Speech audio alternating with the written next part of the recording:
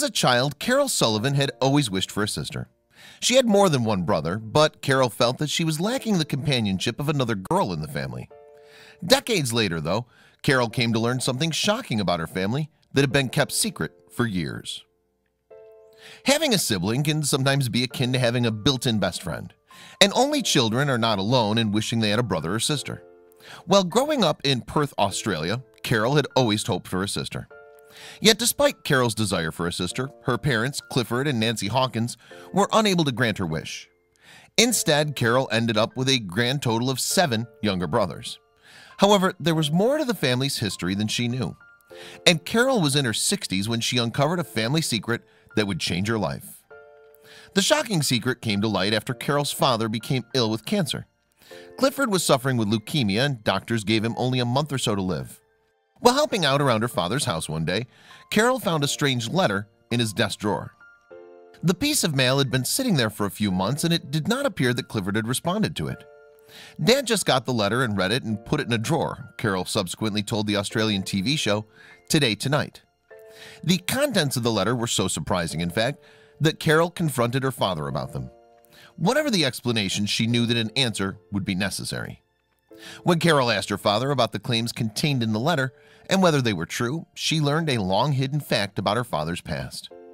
The letter was from a woman named Kathy Broth, and she wanted to know if Clifford was her father.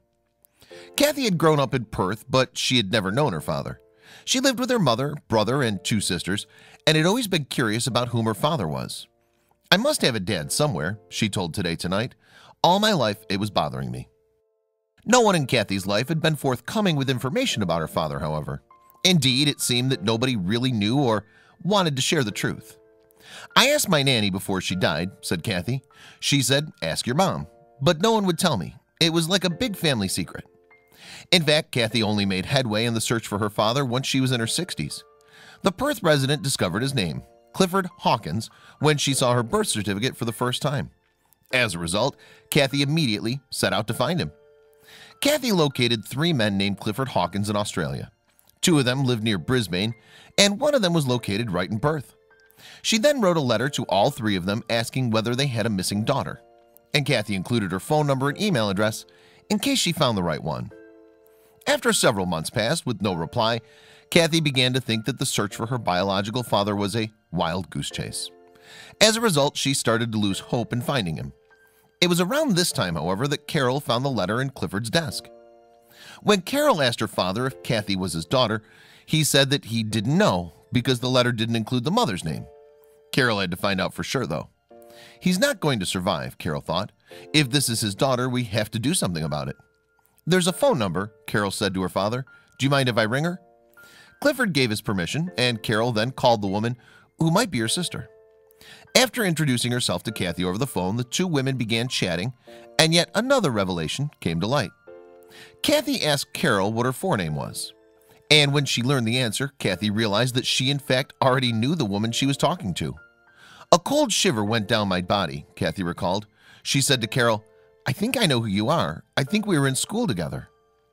Sure enough, the 2 women had not only attended the same school, but they'd also been friends and had even spent time playing at one another's houses. "We lived just around the corner from each other," Kathy explained, but she had never had any inkling that she was playing with her sister and half-brothers while her dad's car was parked in her driveway. "I just couldn't believe it," Carrol admitted. "I got off the phone and I was ecstatic." The natural next step was for Kathy to finally meet her father, so she called Clifford and arranged a time.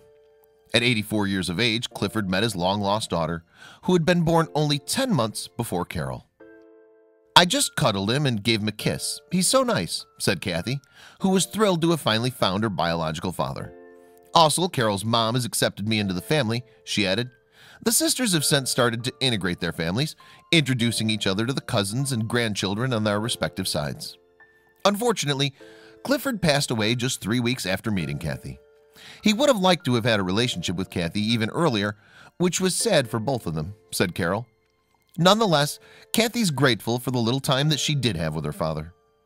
"I say it's a miracle because how did I find my dad just before he died?" said Kathy. "I would never have found him, and I never would have known him." She also encourages others looking for family members not to abandon hope. "I didn't give up," said Kathy. "I knew I had a dad, and I found my dad." It's never too late. And though their father is no longer around, both Kathy and Carol now have a new extended family and the love of a sister. "I've always wanted a sister," said Carol. "I was always looking for a baby sister somewhere over the horizon, and I found one, and it was beautiful, really."